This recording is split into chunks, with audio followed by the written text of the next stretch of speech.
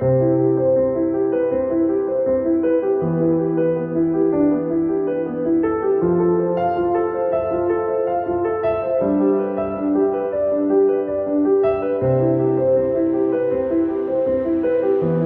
everyone, welcome back to my channel Ritika Boxes Vlogs and good morning to everyone.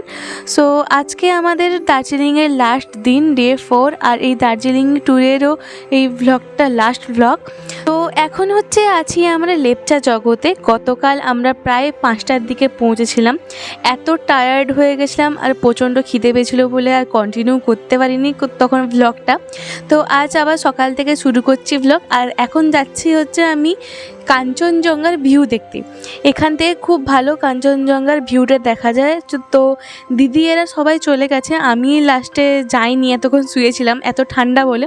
আর আমার confidence লেভেলটা দেখছো 14 degree ঠান্ডায় আমি এরকম হাফ প্যান্ট পরে ঘুরে বেড়াচ্ছি। যাই হোক, তো আর রাস্তা পুরো একদম এখানে ভুলেই গেছিলাম আমি। দিদিরা গেছিলো অন্য সাইডে, আমি চলে গেছিলাম অন্য সাইডে, পুরো গোল গোল ঘুরছিলাম বলতে পারো। সকালবেলা মর্নিং ওয়াকটা আমার হয়ে গেছে। আর এখানে নেটওয়ার্কের প্রচণ্ড প্রবলেম, তাও জিও একটু নেট ধরছিল, বিএসএনএল ধরছিল, তাও খুবই প্রবলেম। তো তারপর দিদিকে ফোন করি, দিয়ে এক্স্যাক্টলি যে জায়গা থেকে দেখা যাচ্ছে পুরো ভিউটা সেখানে যাই।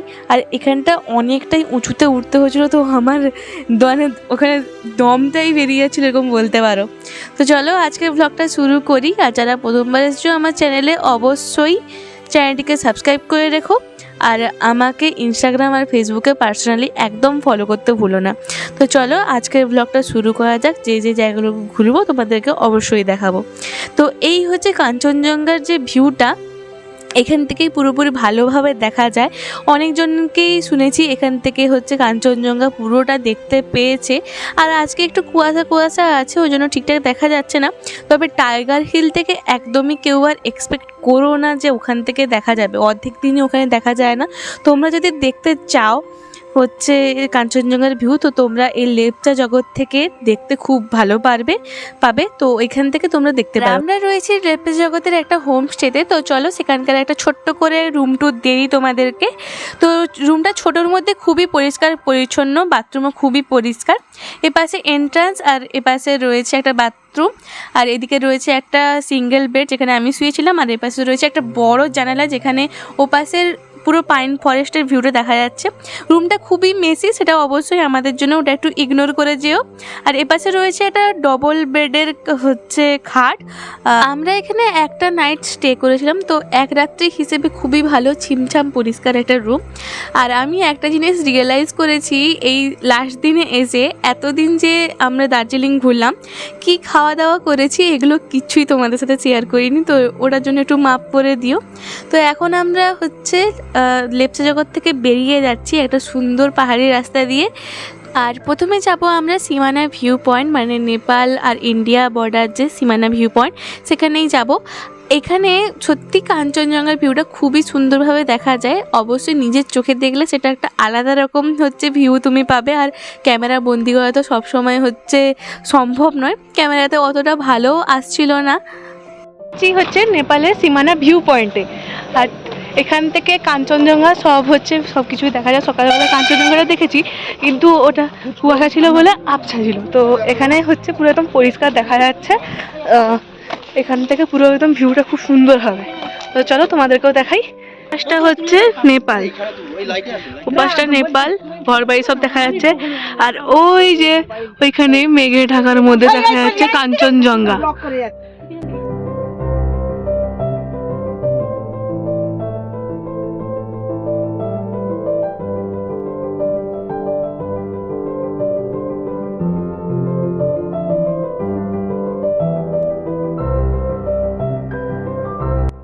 হচ্ছে সিঁড়ি বেয়ে দেখেছিলাম কাঞ্চনজঙ্ঘাটা, অত পরিষ্কার দেখা যাচ্ছিল না, কিন্তু এখান থেকে এত হচ্ছে পরিষ্কার দেখা যাচ্ছে, খুব সুন্দর দেখা যাচ্ছে, একদম বরফ ঢাকা, দারুণ দারুণ ভিউটা, খুবই সুন্দর।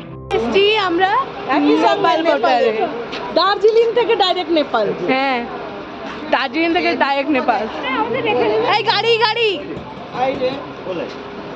দার্জিলিং থেকে এখন নেপালের বসুপতি মার্কেটে। Welcome to Nepal. বসুপতি মার্কেটে এখন আছি আমরা। Welcome to Nepal. একটা ট্রিপে নেপাল আর ওয়েস্ট বেঙ্গল দুটাই। হ্যাঁ, একটা ট্রিপে নেপাল ওয়েস্ট বেঙ্গল ইয়ো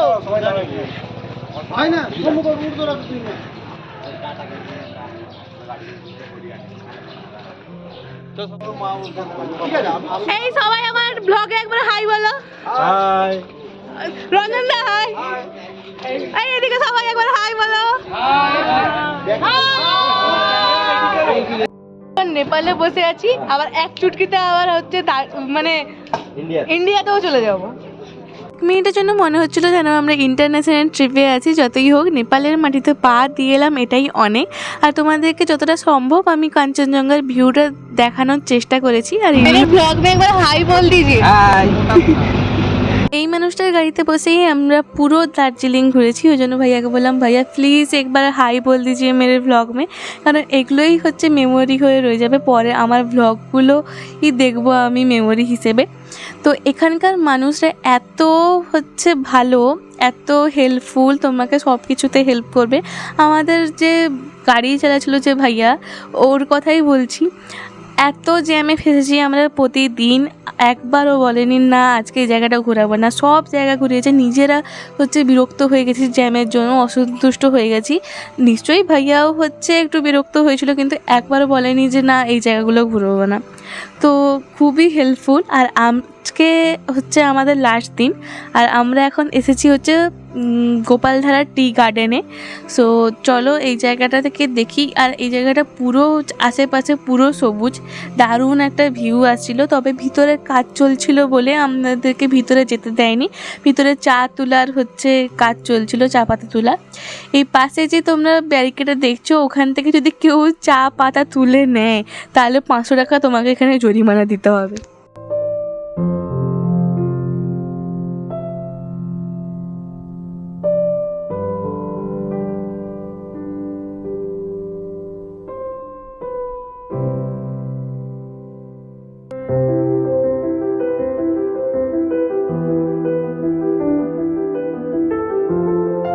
চা বাগানে সবাই একটু ভালোভাবে হচ্ছে টাইম কাটানোর পর এখন যাচ্ছি আমরা মিরিকের দিকে। আর এখানে তো পাহাড়ি রাস্তা, আর আশেপাশে এত সবুজ গাছপালা। আর এখন তো চা গাছ ছাড়া কিছুই দেখা যাচ্ছে না, চা বাগান ছাড়া কিছুই দেখা যাচ্ছে না। এত সুন্দর একটা ভিউ, এখানে এলেই মনটা একদম খুশি হয়ে যাবে, মনটা ভরে যাবে। আর তোমাদেরকে একটা কথা বলে শোনো, এটা বলতে পারো এক রকমের অ্যাডভাইসও। যারা দার্জিলিং আসবে বলে প্ল্যান করছো বা প্ল্যান করে নিয়েছো, তাদের উদ্দেশ্যে বলছি, তোমরা মেন সিটিতে থেকো না। মেন সিটিতে থাকলে সবথেকে যেটা সমস্যা সেটা হচ্ছে ট্রাফিক জ্যাম। এত জ্যামে ফেসেছি আমরা, এমন একটা কোনো দিন যায়নি যে আমরা জ্যামে ফাঁসিনি। এত পরিমাণে জ্যামে ফেসেছি, যেখানে 3টার সময় ঢুকার কথা সেখানে হচ্ছে 5টার সময় আমরা পৌঁছেছি, মানে তোমরা বুঝতেই পারছো।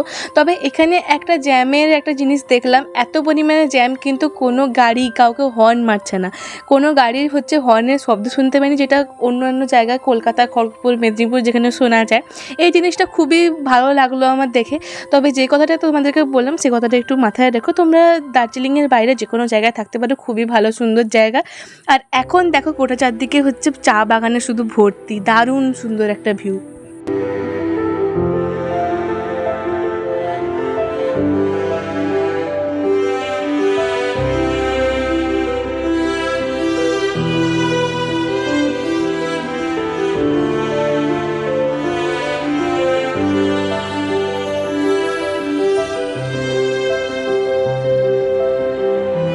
মিরিকে এসছি এখন, 20 টাকা করে টিকিট। ওই তো ঘোড়া। আর এখানে হচ্ছে পুরো বাগানের মতোই আর কি। এই লেকে আমরা বোটিং করে গেছি। হ্যাঁ, দিদি আগে এসেছিল 18 বছর আগে, যে তখন বোটিং করেছিল। এখন মনে বোটিং উঠিয়ে দিয়েছে।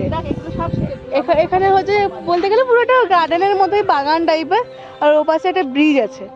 মিরিকে কিন্তু সেরকম দেখার মতো কিছুই নেই। আমরা যে এই গার্ডেনটায় ঢুকেছি, এখানে এন্ট্রি ফি 20 টাকা করে নিয়েছে, কিন্তু এখানে সেরকমভাবে 20 টাকা যে নিয়েছে সেরকমভাবে দেখার কিছু নেই।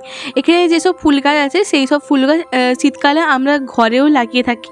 ফুল গাছগুলো অবশ্যই সুন্দর দেখতে লাগছিলো। তবে ওইখানে যে একটা ব্রিজ আছে, সেই ব্রিজটা কিন্তু এই গার্ডেনটার বাইরে। কারেন্ট দিয়ে বাইরে দিয়ে ঘুরে গেলে ওই ব্রিজটা দিয়ে তোমরা যদি যাও তাহলে ওপাশে আই লাভ মিরিক লেখা আছে, ওখানে তোমরা ফটো তুলতে পারো। আরও ঘোড়া টোড়া আছে, এখানে বোটিংও হচ্ছে দেখলাম, তবে তখন বলেছিলাম বোটিং হচ্ছে না, তবে এখন দেখলাম যে না, বোটিং এখনও হচ্ছে এখানে। বোটিংয়ের কিন্তু আলাদাভাবে চার্জ নেবে, তোমরা যতজন থাকবে সেই হিসেবে হয়তো বোটিং করতে পারো। আর এখানে তোমরা একটু এলে সময় নিয়ে এসো যদি তোমরা বোটিং করতে চাও, সুন্দর একটা ওয়েদার পাবে, ঠান্ডা ঠান্ডা হাওয়া, যেহেতু পাশে হচ্ছে লেকটা আছে, নাহলে এই গার্ডেনটার মধ্যে সেরকম কিছু দেখার নেই। আজকে প্রচণ্ড চড়া রোদ, এখানে এনজিপিতে ঢুকতে না ঢুকতে বুঝতে পেরেছিলাম কি গরমটা কত পরিমাণে আছে। আর আমাদের আজকে এখানে লাস্ট দিন দার্জিলিংয়ে, আমরা দার্জিলিং থেকে তো অনেকক্ষণ বেরিয়ে এসেছি, অলরেডি আমরা এনজিপি ঢুকে গেছি। আমাদের ট্রেন আছে বিকাল 4টার সময় তিস্তা তোরসা, তারপরে আমরা ওখানেই একটা লোকাল হোটেলে দুপুরের লাঞ্চটা করে নিলাম। তোমরা তো জানো যে আমরা ট্রাভেল এজেন্সির সাথে এসেছি, অভিযাত্রী ট্যুর অ্যান্ড ট্রাভেলস। স্ক্রিনে যে ফটোটা তোমরা এখন দেখতে পাচ্ছ ওটা অভিযাত্রী ট্যুর অ্যান্ড ট্রাভেলসের একটাই মাত্র ফেসবুক পেজ, তো ওটাকে একদম ফলো করতে ভুলো না। তোমরা যদি অন্য কোথাও যদি ঘুরতে চাও, দার্জিলিং বলো বা অন্য কোথাও যদি যেতে চাও, অবশ্যই অভিযাত্রী ট্যুর অ্যান্ড ট্রাভেলসের সাথে যোগাযোগ করতে পারো, খুব ভালো হচ্ছে গাইডলাইন। আর অভিযাত্রী ট্যুর অ্যান্ড ট্রাভেলসকে অসংখ্য ধন্যবাদ আমাদের এত সুন্দর একটা ট্রিপ প্রোভাইড করার জন্য। তো ট্রেনে উঠে সিট টিট খুঁজে সবাই ফ্রেশ ট্রেশ হয়ে একটু আমরা বসেছিলাম। এবারেও আমাদের এসি কোচে টিকিট কাটা ছিল, কারণ যা গরম, আর এনজিপিতে যা গরমটা হচ্ছে আমরা পেয়েছি সেটা আর বলা নয়, এত চড়া রোদ ছিল, সবাইকে রোদ অবশ্যই লেগেছিলো। তারপরে আমরা ওই 9:30 নাগাদ সবাই ঘুমিয়ে গেছিলাম, সবাই টায়ার্ড ছিল। তো এবারে আমাদের আর হচ্ছে কোনো প্রবলেম হয়নি, সবাই একটা জায়গাতেই ছিলাম। আর যেটা হয়েছিল মানে আমাদের কোচ আলাদা হয়ে গেছিলো আর মাদের কোচ আলাদা হয়ে গেছিলো, এটা এবারে কোনো প্রবলেম হয়নি, সবাই এক জায়গাতেই ছিলাম। তো তারপরে সবাই শুয়ে পড়েছিলাম, আর ভালো লাগছিল না। তো আমরা বিফোর টাইমে ঢুকেছি, যেখানেই যাই ট্রেন আগে থেকে ঢুকে দাঁড় করে রাখে আমাদের, শুধু শুধু ঘুমের 12টা বাজিয়ে দিল। মোবাইল দাঁড় করে রাখবে আর কিছু না। আমরা তো আমি যখন দেখি ওদেরকে লেট যাচ্ছিল রাইট টাইম আরো টাইম এগিয়ে গেছে। আমি কি হচ্ছে হ্যাঁ যায়, তার বিফোর টাইমে তার গাড়ি ঢুকে যায় মেজদি দিদি প্রতিবারে। আমরা তিস্তা তোরসা ঢোকার টাইম ছিল হচ্ছে 4টার সময়, কিন্তু বিফোর টাইমে গাড়ি ঢুকে গিয়েছিলো, ওই কারণে আমরা অনেকক্ষণ শিয়ালদাতে দাঁড়িয়েছিলাম। প্রায় 3:25-এর দিকে হচ্ছে শিয়ালদাতে ঢুকে গেছিলো ট্রেনটা। আমাদের যে গাড়িটা নিতে আসছিলো ওই গাড়িটাও হচ্ছে একটু লেট করছিলো, কারণ ট্রাফিকে ফেসে গেছিলো। কিন্তু 4টার সময় আমাদের গাড়ি নিতে আসার কথা ছিল, আগে হচ্ছে আমাদের ট্রেন ঢুকে গেছে, ওই কারণে আধ ঘন্টা প্রায় আমাদেরকে শিয়ালদাতে দাঁড়াতে হয়েছিল। তারপরে যখন গাড়ি আসে শিয়ালদা থেকে তখন হচ্ছে আমরা বেরোই। তো তারপরে শিয়ালদা থেকে আমরা গাড়িতে করে আমার দিদির বাড়ি চলে গেছিলাম হাওড়াতে।